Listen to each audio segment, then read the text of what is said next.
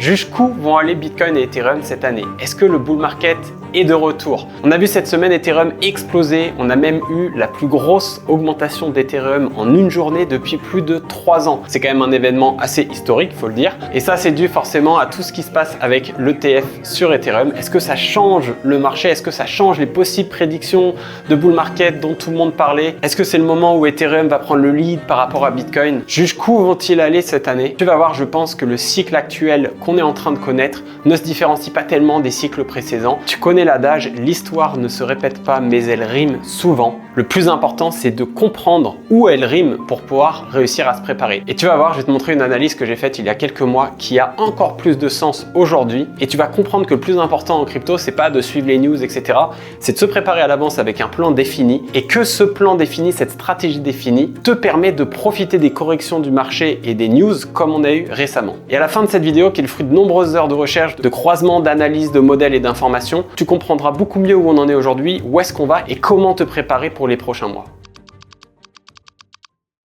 La question à $1 million, à combien Bitcoin va atteindre son all-time high lors du prochain cycle? Maintenant, on se retrouve rapidement sur mon écran et je vais vous montrer comment fonctionnent les cycles de 4 ans de Bitcoin jusqu'à présent et on va faire des prédictions de prix potentiels que Bitcoin pourrait atteindre au pic du prochain marché haussier, ainsi qu'une date potentielle du pic du prochain marché haussier en extrapolant ce qui a pu se passer dans le passé.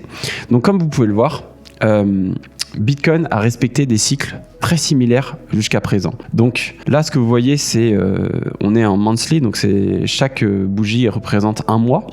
Et on voit que sur le premier cycle, entre le point bas et le point haut, il y a eu 33 mois. Et ensuite, pour arriver au point bas suivant, on a eu 46 mois. Et donc, c'est pour ça qu'on appelle ça des cycles de 4 ans, parce que 46 mois, ça fait à peu près 4 ans. Ensuite, pour le cycle numéro 2, le point bas jusqu'au point haut, on a eu 35 mois de marché haussier. Donc, vous voyez, c'est pour ça que je vous disais qu'un marché haussier commence au moment où on touche un point bas sur Bitcoin. Et derrière, au 35e mois, on atteint un plus haut. Et on prend 12 mois de marché baissier jusqu'au 47e mois. Donc vous voyez, c'est presque symétrique par rapport à l'ancien cycle. Jusqu'au 47e mois où on a le point bas du marché baissier pour recommencer un nouveau cycle qui s'amorce, celui de 2018 jusqu'à 2021, où on a eu Bitcoin qui a marqué un point haut 35 mois après le point bas de 2018, qui a eu lieu donc 35 mois, exactement comme au cycle précédent, avant d'entamer un marché baissier de 12 mois pour avoir un point bas en novembre 2022 avec l'affaire FTX au 47e mois après le début du marché haussier, après le point bas qui avait eu lieu lors du dernier cycle. Donc vous voyez, on a vraiment une symétrie des cycles qui est assez exceptionnelle. Et ça, c'est quand même quelque chose de très caractéristique sur Bitcoin. Il y a beaucoup de monde lors du dernier cycle, notamment Michael Saylor, qui disait que les cycles de 4 ans n'avaient plus aucun sens. Là, on voit concrètement que les cycles de 4 ans ont un sens assez impressionnant sur Bitcoin depuis sa création. Et vous connaissez sûrement l'adage bien connu en investissement, l'histoire ne se répète pas, mais elle rime souvent. Et donc, on va se baser donc sur cette compréhension des cycles pour essayer de comprendre où est-ce qu'on en est et à quelle hauteur Bitcoin peut aller chercher son point haut lors du pic du prochain marché haussier et à quelle date on peut attendre un pic du marché haussier si on se base sur les cycles précédents. Donc concrètement, la question à $1 million, à combien Bitcoin va atteindre son all-time high lors du prochain cycle? Eh bien, c'est une question auquel personne ne peut répondre. Personne n'est devin. Les personnes qui vous disent on va atteindre tel niveau sont des menteurs. On a eu plein de prédictions lors du dernier marché haussier où tout le monde voyait Bitcoin atteindre entre 120 000 et 250 000 $. Eh bien, Bitcoin a monté jusqu'à 70 000 $, 69 000 $. Donc, concrètement, tout le monde s'était trompé, donc faites très attention à ne pas écouter les prédictions des différentes personnes avec différents modèles, etc. Par contre, ce qu'on peut faire, c'est extrapoler ce qui s'est passé dans le passé et tout simplement essayer de visualiser des possibilités avec ce qui a pu se passer dans le passé et des possibles prédictions sur ce qui peut se passer dans le futur pour essayer de voir à peu près où est-ce qu'on pourrait se situer et où est-ce qu'on pourrait imaginer Bitcoin monter. Donc si on extrapole la hausse qui a eu lieu de 2015 à 2017 au cycle actuel, eh ben, on arrive à un Bitcoin qui arrive aux alentours des 1 million de dollars. Et si on extrapole la hausse de 2018 jusqu'à 2021, on a un Bitcoin qui arrive aux alentours des 200 000 dollars. Mais bien sûr, plus la market cap de Bitcoin augmente, plus il est probable que l'augmentation de prix de Bitcoin lors d'un cycle soit moins importante parce que il faut de plus en plus d'afflux de capital pour faire augmenter le prix de Bitcoin. Donc concrètement, 1 million de dollars si on extrapole ce qui s'est passé en 2017, à peu près 200 000 dollars si on extrapole ce qui s'est passé en 2021. Voilà, c'est si on applique là-dessus une loi des diminishing returns, ça voudrait dire qu'on pourrait avoir un pic de Bitcoin entre 100 000 et 150 000 dollars par exemple. Ça pourrait être quelque chose d'envisageable.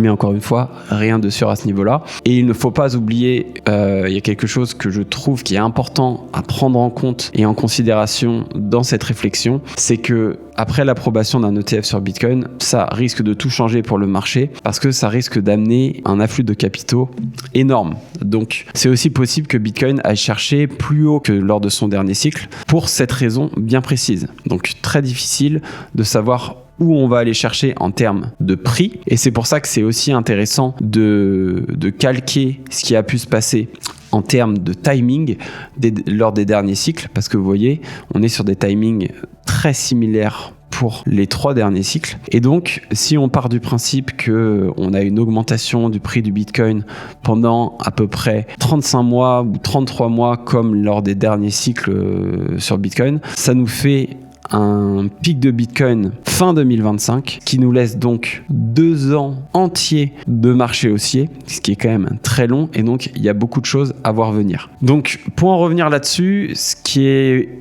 assez important à prendre en compte, c'est que si Bitcoin va chercher son all-time high avant le halving, ce serait un événement qui serait très différent de ce qui s'est passé lors des derniers cycles, et donc ça viendrait modifier énormément tout ce qu'on a connu, et donc ce serait beaucoup plus difficile de savoir quand sortir, de savoir quand Bitcoin va atteindre un pic. Et il y a la possibilité aussi d'avoir Bitcoin qui vient donc suite à l'acceptation d'un ETF par exemple dans les prochaines semaines, qui vient aller chercher 150 000 dollars dans les 6 prochains mois par exemple, et ensuite qui connaissent 2 années de bear market pour aller chercher un point bas lors du 46e ou 47e mois, alors que le point haut était beaucoup plus tôt dans le cycle. Quoi qu'il se passe au niveau du marché haussier, que l'augmentation prenne un peu plus de temps à arriver parce que l'ETF est refusé ou qu'on entre dans une récession, ou alors que Bitcoin aille chercher beaucoup plus haut avant le halving, peu importe, vous allez voir au fur et à mesure une évolution des comportements, une évolution de la tendance générale et de la perception générale sur Bitcoin. Il y a encore de longs mois potentiels de marché haussier à venir, et parmi ces longs mois de marché haussier à venir, il va y avoir plein d'événements de volatilité à la hausse et plein d'événements de volatilité à la baisse. Il va y avoir des news comme on a pu avoir en 2021 avec Tesla qui arrête de prendre les paiements en Bitcoin, avec la Chine qui interdit le minage de crypto-monnaies. C'est des choses qui font baisser les prix et qui vont faire baisser les prix de Bitcoin lors du prochain cycle. Et il faudra faire en sorte d'être conscient de l'évolution des comportements par rapport à Bitcoin et de repérer les phases d'euphorie absolue où les comportements deviennent irrationnels pour commencer à décharger ses investissements, pour commencer à vendre les crypto-monnaies qu'on détient et qu'on a accumulées pendant ces longs mois de bear market. Et il faudra profiter de ces phases d'euphorie pour revendre ces crypto-monnaies et prendre des profits. Mais surtout, ne vous faites pas avoir par ces événements de volatilité à la baisse, à revendre vos bitcoins en panique, parce que ce serait la pire chose à faire. Et pour profiter de ces événements de volatilité à la baisse qui arriveront, moi ce que je fais, c'est que j'ai 2 poches d'investissement. J'ai une poche d'investissement long terme que je ne touche pas, c'est des crypto-monnaies que j'ai achetées à très bas prix et que je compte revendre au top du marché haussier, et une partie des crypto-monnaies que je vais pas revendre pour l'instant et que je préfère garder sur le long terme. Mais j'ai aussi une poche d'investissement à court terme, et là par exemple je vais détenir plutôt des différentes cryptos, différents altcoins, pour profiter des narratives avec par exemple l'écosystème Solana a qui va augmenter à un moment, puis ça va être les crypto-intelligence artificielle, puis le gaming, etc. Et une bonne technique pour profiter des événements de volatilité à la baisse comme cela, c'est que si vous faites des gros gains sur vos altcoins, vous prenez des profits en USDT et vous attendez des événements de volatilité à la baisse, moins 30%, moins 40%, parce que quand Bitcoin va faire moins 30%, moins 40%, attendez-vous à ce que toutes les autres crypto-monnaies fassent plutôt moins 60%, moins 65%. Et vous profitez de ces moments-là pour recharger. Donc ça, c'est une des manières de profiter des événements de volatilité à la baisse. En tant qu'investisseur, vous devez comprendre que c'est des choses qui arrivent, ne pas paniquer et plutôt vous faire comme la smart money et utiliser ces moments de volatilité pour renforcer vos positions. Et gardez en tête que si on a une approbation de l'ETF sur Bitcoin dans les prochaines semaines et que ça propulse Bitcoin beaucoup plus haut près de son all-time high, qui serait à peine un x2 par rapport au prix d'aujourd'hui, ce serait beaucoup plus dur d'analyser le cycle dans lequel on est actuellement parce qu'on perdrait les repères des anciens cycles. Dans tous les cas, on va savoir cela dans les prochaines semaines, dans les prochains mois. C'est une news qui devrait sortir prochainement et on sera fixé assez rapidement en voyant comment le marché va réagir à tout ça. Et donc voilà, aujourd'hui, 5 mois à peu près après cette analyse, on voit qu'il y a pas mal de choses qui se sont passées comme prévu, entre guillemets. On sort actuellement de cette fameuse correction d'à peu près 30% sur Bitcoin, qui a été assez longue, assez dure, où le marché a beaucoup souffert. On est monté à 73 000 et on est descendu à peu près à 56 000.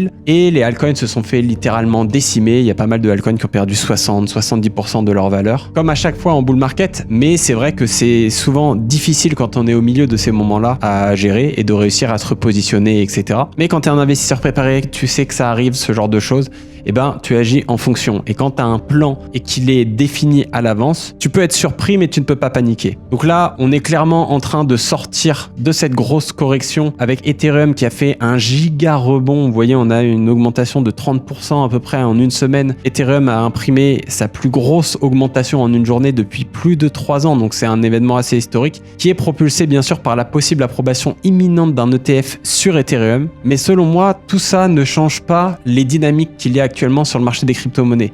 On sait que c'est Bitcoin qui lead le marché et que lorsque Bitcoin va bien, l'ensemble du marché va bien, et lorsque le Bitcoin va mal, l'ensemble du marché va mal. Et historiquement, c'est toujours Bitcoin qui a annoncé des fins de marché haussier et qui a entraîné l'ensemble du marché en marché baissier. C'est toujours lui qui annonce un début de marché haussier, c'est toujours lui qui annonce la fin d'un marché haussier. Et pour que ce soit plus clair sur les possibles prédictions de ce qui va se passer sur Bitcoin, Ethereum, etc., parce qu'on a vu ce qui s'est passé à chaque fois lors des derniers marchés haussiers, sur les interactions entre Bitcoin, Ethereum et l'ensemble du marché, c'est que, en général, ça se passe comme ça. On a Bitcoin qui vient marquer un top, d'accord, qui vient annoncer entre guillemets la fin d'un marché haussier, et ensuite on a Ethereum qui vient faire un top après, voyez, et ensuite on a l'ensemble des altcoins qui viennent faire un top encore après. Et à ce moment-là, si vous voyez que les altcoins, les plus petites market cap, continuent de super bien performer alors que Bitcoin, Ether sont en train de prendre une giga claque et que vous voyez sur Twitter tout le monde dire ouais, les altcoins sont super forts par rapport à Bitcoin, Ether, etc.